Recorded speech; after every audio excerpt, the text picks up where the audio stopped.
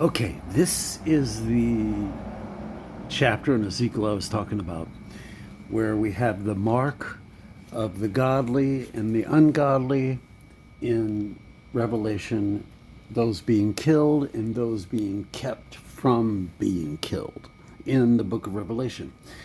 And if you follow what I say and believe, you would see that the book of Revelation is a reviewing of what happened in the Old Testament so that it can be recognized when the man of lawlessness counterfeits God, because he's going to counterfeit this.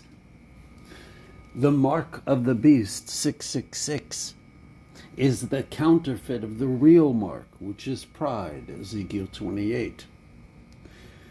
This counterfeit, 666, is the beast's way of marking his children. Then, look, verse 1. Then he cried out in my hearing with a loud voice, saying, Draw near, O executioners of the city, each with his destroying weapon in his hand.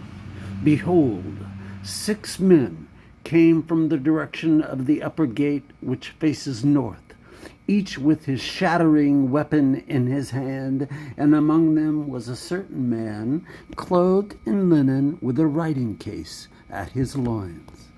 And they went in and stood beside the bronze altar. Verse 3. Then the glory of the God of Israel went up from the cherub on which it had been to the threshold of the temple. And he called to the man clothed in linen, at whose loins was the writing case. The Lord said to him, Go through the midst of the city, even through the midst of Jerusalem, and put a mark on the foreheads of the men who sigh and groan over all the abominations which are being committed in its midst. But to the others he said in my hearing, Go through the city after him and strike. Do not let your eye have pity, and do not spare. Utterly slay old men, young men, maidens, little children, and women, but do not touch any man on whom is the mark. And you shall start from my sanctuary. So they started from the elders who were before the temple. And he said to them, Defile the temple. Do you realize God is saying, defile the temple and fill the courts with the slain? Going to put these dead people in the temple. Go out. Thus they went out and struck down the people in the city.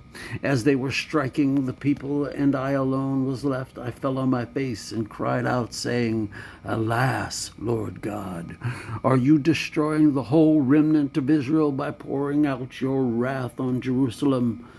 Then he said to me, The iniquity of the house of Israel and Judah is very, very great, and the land is filled with blood, and the city is full of perversions filled with blood.